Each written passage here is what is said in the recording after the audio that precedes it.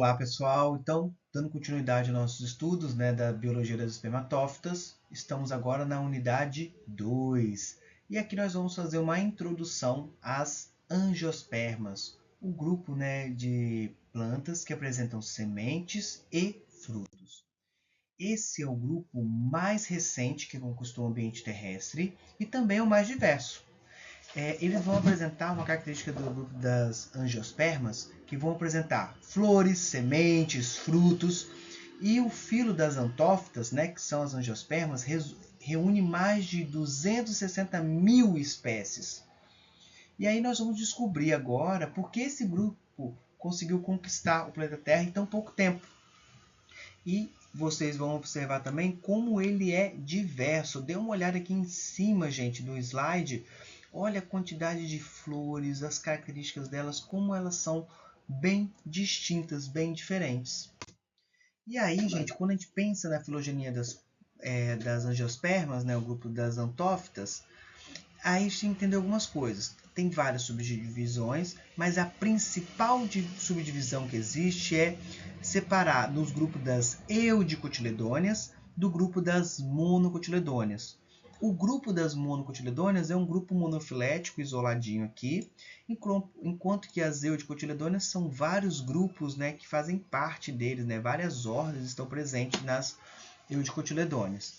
Mas primeiro, só para a gente relembrar um pouquinho, o que são monocotiledôneas e eudicotiledôneas? As monocotiledôneas são aquelas plantas que apresentam apenas um cotilédone. E essas plantas são conhecidas, por exemplo, o milho, o arroz, o alpiste. Se você parar para pensar, mesmo que você deixar hidratando tudo, se você pegar uma semente de milho, uma semente de alpiste, uma semente de arroz, você não consegue facilmente separar ele em dois, você não consegue abrir ele em dois. Agora pense, por exemplo, numa semente de feijão, numa semente de soja, como facilmente você consegue o quê? Hidratou um pouco, você consegue quebrar, separar ela em duas estruturas. Aquelas estruturas são os cotilédones. Então, o grupo das monocotiledôneas não consegue separar os cotilédones porque tem apenas um cotilédone. Em compensação, o grupo das eudicotiledôneas apresentam dois cotilédones. Como apresentam dois cotilédones, consegue fazer a separação deles. Então, quando a gente pensa em separação dos grupos, dentro das angiospermas, a principal divisão é o grupo das monocotiledôneas e o grupo das eudicotiledôneas. Nós vamos ver um pouquinho mais detalhes mais à frente. Então, quando eu penso numa monocotiledônea, nós estamos falando então das plantas que as sementes apresentam apenas um cotilédone, eles não se separam. E uma característica dessas plantas, além de não separar os cotilédones, é muito comum que as flores típicas das monocotiledôneas apresentam pétalas e sépalas múltiplas de 3, como a gente pode ver aqui. E no caso da bananeira também, se vocês olharem cada uma dessas florzinhas e vocês tiverem a curiosidade de pegar depois uma flor da bananeira, que é essa estruturazinha aqui, você vai perceber que elas também apresentam pétalas e sépalas sempre múltiplos de 3. Aqui nós podemos observar a íris, nós podemos ver uma musácea, no caso aqui uma bananeira, e aqui nós temos uma triliciace, essa plantinha aqui. Todas elas são monocotiledôneas. A gente consegue observar aqui bem elas. Uma característica importante visualmente. Também é comum as folhas, normalmente das monocotiledôneas, lembrarem, por exemplo, folhas de gramíneas, que são monocotiledôneas, das bananeiras, que não apresentam muitas reentrâncias. As folhas elas não vão ser muito reticuladas. As folhas vão estar cheias de nervuras paralelas. É uma outra característica aí das plantas monocotiledôneas. Em compensação das eudicotiledôneas, aí sim o número é gigantesco. Por exemplo, nós temos aqui plantas como esse caso aqui dos cactos. Olha, que é uma planta muito modificada, que é o grupo aí das monocotiledôneas, das eudicotiledôneas, muito comum. essa plantinha aqui. Aí nós temos outras, né? Aí a diversidade das eudicotiledôneas é gigantesco. Lembrando que das eudicotiledôneas, as flores vão ser múltiplas de 4 ou de 5. As suas pétalas e sépalas geralmente vão ser múltiplos de 4 ou de 5. Em compensação, quando a gente pensa lá na monocotiledônea, múltiplos de 3. E, claro, também as suas sementes vão ter 2 cotilédones. E aqui, além disso, nós temos as eudicotiledôneas, nós temos plantas, né, que são parasitos ou micoheterotróficas. O que significa isso? Essas plantas, elas, por exemplo, elas vão parasitar outras plantas. Algumas vezes com a própria raiz vai fazer o parasitismo, né? Elas vão pegar e vão fazer a inserção das suas raízes até chegar nos vasos condutores de seiva da outra planta e vão sugar os nutrientes, é uma característica de algumas plantas parasitas. E as micoheterotróficas são aquelas em que as raízes, por exemplo, nessa planta aqui, olha, a cachimbo indiano, ela vai apresentar em suas raízes, vão apresentar hifas, né, fungos associados que vão penetrar em raízes de outras angiospermas e vão sugar os seus nutrientes, mostrando aí também que elas apresentam essa característica. Mas o mais importante quando a gente para pensar nas angiospermas é o processo chamado de coevolução. Como assim, gente? A coevolução mostra a interação direta entre seres vivos, por exemplo, dos polinizadores com as flores. Então, as flores das angiospermas, elas muitas vezes elas apresentam atrativos para determinados tipos de insetos e com isso vai fazer o processo de polinização. E aí, nesse caso especificamente, o que vai ser possível fazer? Vai ser possível observar aqui, olha, que tem, por exemplo, algumas vezes a flor apresenta um feromônio que atrai o inseto ou outro animal, né? Não obrigatoriamente tem que ser um inseto. Algumas vezes, algumas flores, como essa daqui, elas são mal cheirosas e aí elas vão atrair moscas. Então, olha, tem casos em que a mosca vai ser atraída pelo mau cheiro e vai fazer o processo de polinização.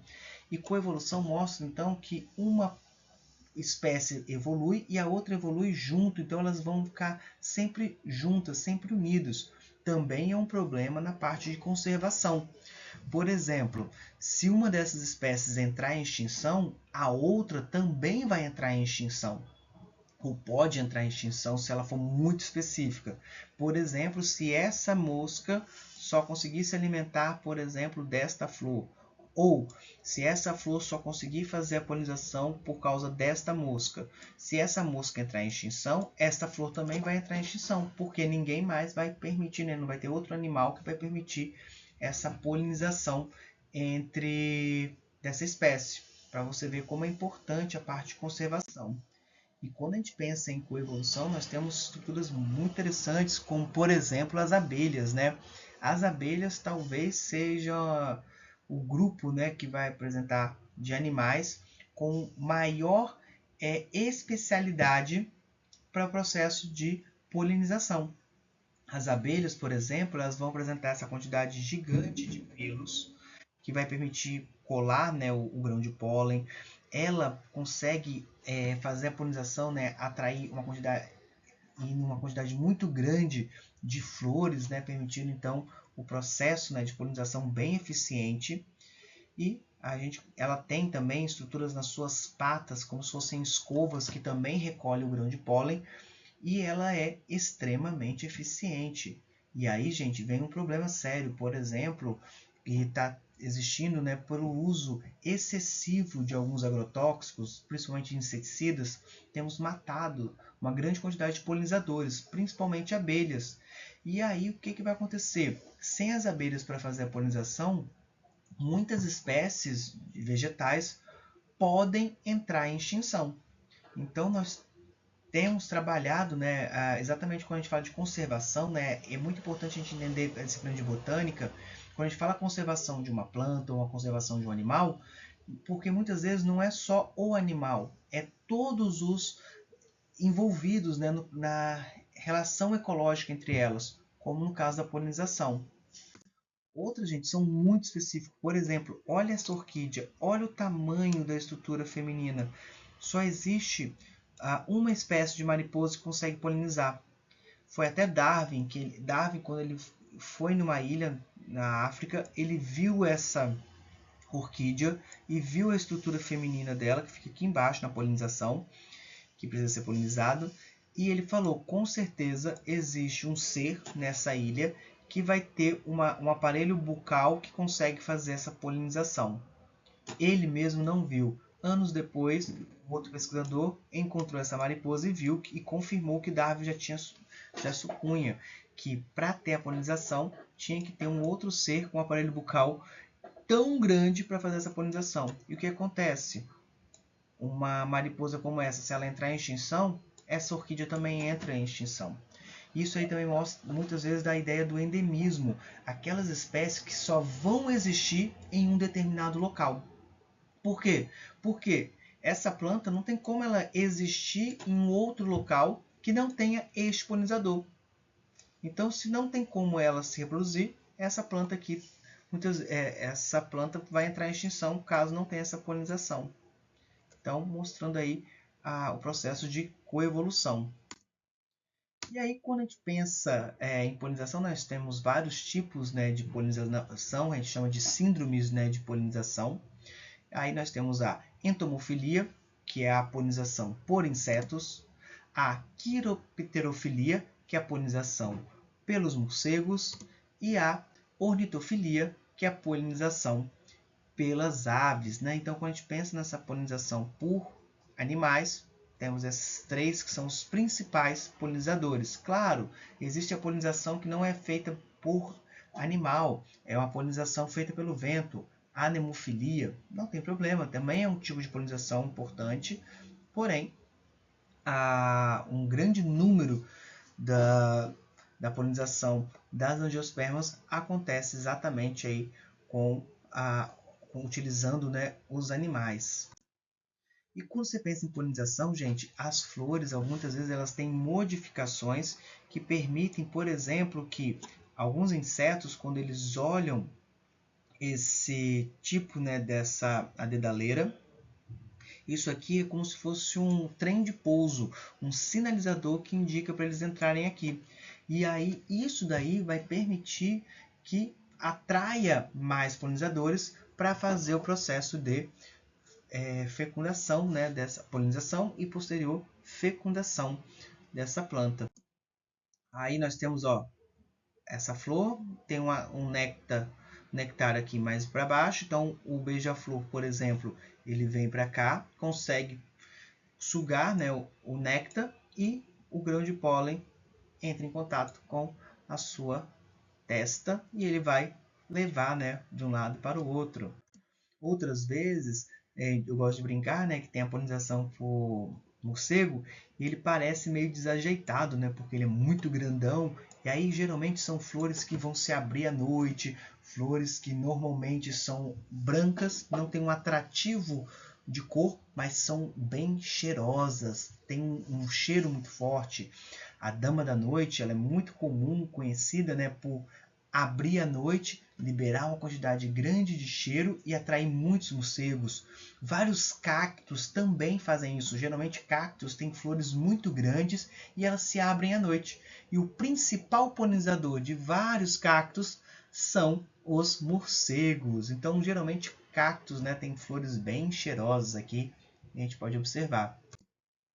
E a polinização nem sempre acontece por meio apenas dos animais. A polinização ela vai acontecer também, né, pelo vento. É o caso muito comum aqui, quando a gente para pensar, né, do milho. Então, ó, a flor masculina do milho, a flor feminina do milho, e aí, ó, quando venta, o grão de pólen da flor masculina cai na flor feminina e faz o processo de polinização. E aí, gente, uma coisa que é muito interessante. O grão de pólen foi produzido na estrutura masculina e ele vai chegar na estrutura feminina. E aí, ó, no processo de polinização, ó, vários grãos de pólen chegam no estigma, né, na estrutura feminina, e aí ele vai produzir um tubo que chamamos de tubo polínico. E esse tubo polínico ele vai chegar até a micrópila e fazer um processo chamado, né, de dupla fecundação no saco embrionário, lá no óvulo, na estrutura feminina. E aqui ó, nós podemos ver um grão de pólen, forma um tubo polínico. Aí nós temos o núcleo vegetativo, que vai formar esse tubo polínico, um tubo mesmo, e os núcleos germinativos, que vão fazer o que a gente chama de processo de dupla fecundação. Nós vamos ver um pouquinho mais à frente esses detalhes. E aí, gente, então nós falamos tudo de polinização. Quando o gameta masculino se junta com o gameta feminino, aí nós estamos falando de fecundação. E aí, basicamente, é assim. O primeiro, quando tem a fecundação, os óvulos fecundados transformam-se em sementes. Nós chamamos, né, de sementes. E o ovário, onde estava aqueles óvulos, nós chamamos de fruto. Então, para ser um fruto verdadeiro, o ovário que tem que crescer e encobrir as sementes, formando o fruto. Então, basicamente, o ovário é a estrutura que vai estar da flor, que vai estar cheia de óvulos, e quando esse óvulo for fecundado, vai dar origem às sementes, e essas sementes vão estar protegidas, né? Vão ficar dentro do ovário entumecido, um ovário grande. E aí, esse aqui vai ser o fruto. Então, é muito importante essa informação. Fecundou, o ovário vai se transformar no fruto e o óvulo em sementes. E aqui nós podemos ver o ciclo de vida das angiospermas de uma forma mais resumida, mas é basicamente assim. Nós temos a flor, né? Aí nós temos as flores aqui. Aí vamos colocar que nós temos na mesma flor uma estrutura masculina, que vão ter as anteras, que vão produzir o grão de pólen através do processo de meiose. E nós temos a estrutura feminina, que vai ter um ovário, que vai ter os óvulos. E através da meiose vai formar, né, o meiose, depois mitose, vai formar o saco embrionário. Então, a antera vai produzir o grão de pólen. Este grão de pólen ele vai chegar na estrutura feminina. Ele pode chegar através de um animal, através do vento. Esse grão de pólen vai chegar no estigma, na estrutura feminina, e ele vai formar o tubo polínico. Esse tubo polínico vai ter duas células e ela vai fazer a dupla fecundação. A primeira célula reprodutiva vai fecundar com a oosfera e vai dar origem ao zigoto, que depois vai ser o embrião. E a segunda célula reprodutiva vai se fecundar com os núcleos espermáticos, que são duas células que ficam no meio do saco embrionário, formando o endosperma, que é uma estrutura terciária, que é esse endosperma que também é uma reserva de energia para as sementes. Aí depois desse processo de dupla fecundação, né, vai formar a semente propriamente dito. Então, na semente, nós vamos ter o embrião, que é 2N, que é oriundo da fecundação do primeiro núcleo reprodutivo com a oosfera. Nós temos o endosperma, que é 3N, que é formado pela junção do segundo núcleo reprodutivo masculino com os dois núcleos polares feminino. E temos também, né, o tegumento, que vai formar, né, que vai dar origem ao tegumento da semente, né, a casquinha da semente. Então, gente, a gente vai comparar agora a relação gametofítica com a fase esporofítica. Então, agora que nós finalizamos, né, de conhecer os principais grupos das plantas terrestres, então a gente tem que lembrar lá das criptógamas, né? As briófitas e pteridófitas, e agora com as espermatófitas nós temos as gimnospermas e angiospermas. E o que vai acontecer? Na fase gametofítica, a fase mais duradoura gametofítica, por exemplo, são a dos musgos, né? Das briófitas. Então, a briófita, a fase gametofítica dela é a parte mais importante. É quando você pensa no musgo, você está pensando no gametófito, que é N. Aí na samambaia, ele vai ter o protalo, né, que também é o gametofítico, mas ele é bem pequenininho, né? E no caso das angiospermas e gimnospermas, vai estar relacionado com o óvulo e com a parte, né, da fecundação do tubo polínico. E aí ele é uma coisa bem efêmera, né? Ele é bem pequenininho, né? A fase gametofítica. Em compensação, quando você pensa na fase esporofítica, que é a fase 2N, aí você pensa numa roseira, você pensa numa planta com uma flor, fruto, ela é o esporófito. No caso das araucárias, né, são as gimnospermas. Quando você pensa nas pteridófitas, né, as samambaias, a própria planta, aquela parte folhosa, tudo ali é o esporófito, é o mais duradouro, enquanto que nas briófitas, nos musgos, a fase esporofítica ela é efêmera, ela tem uma vida curta bem rapidinha aqui e praticamente a gente só vai ver na época da reprodução. Só para mostrar então que, evolutivamente falando, a fase gametofítica ela vai ficando mais curta nas plantas terrestres e a fase esporofítica vai ficando mais longa. Então a época N das plantas vai ficando curta e a 2N ela vai ficando longa. Uma característica que vai acontecendo no processo evolutivo. Aqui estão as referências e estou à disposição. Qualquer dúvida pode entrar em contato. Obrigado, hein? Obrigado, hein?